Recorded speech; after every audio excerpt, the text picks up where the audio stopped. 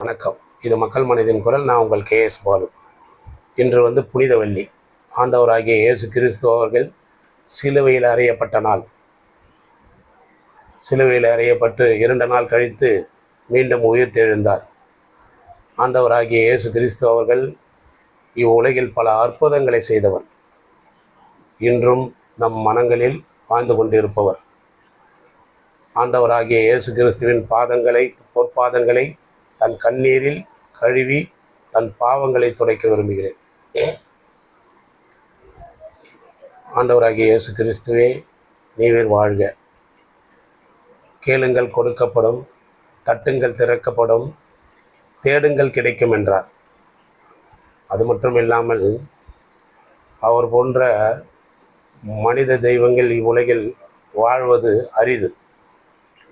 ஏனென்றால் இயேசு கிறிஸ்து அவர்களை சிலுவையில் அறையப்பட்ட பொழுது 7 பொன்மொழிகளை கூறினார்.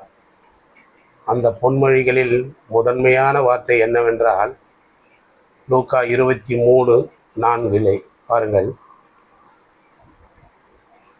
தந்தையே இவர்களை மன்னியும், தந்தையே இவர்களை மன்னியும், ஏனெனில் இவர்கள் செய்வது என்னவென்று இவர்களுக்கே தெரியவில்லை.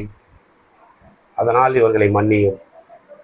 நானும் சிறு வயது முதல் பெரிய வயது வரை ஏதேனும் தவறுகளோ பாவச் செயல்களோ செய்திருந்தால் என்னையும் சேர்த்து மன்னியுங்கள் அப்படின்று தன்னை துன்புறுத்தியவர்களே மன்னிக்கக்கூடிய மனப்பான்மை இயேசு கிறிஸ்துவாகிய ஆண்டவருக்கு மட்டும்தான் இருக்கும்.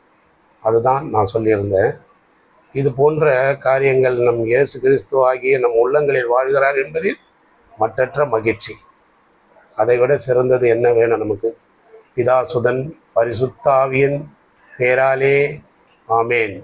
என்னடா இவன் நெற்றியில் குங்குமம் விபூதி, இது பைபிள் பற்றி வாசகங்கள்லாம் பேசுகிறானே என்ன நினைக்காதீங்க. மதம் வேறு, மனம் வேறு. இது மனம் திறந்து பேசுகிறேன். மதத்தால் மனதை மாற்ற முடியாது.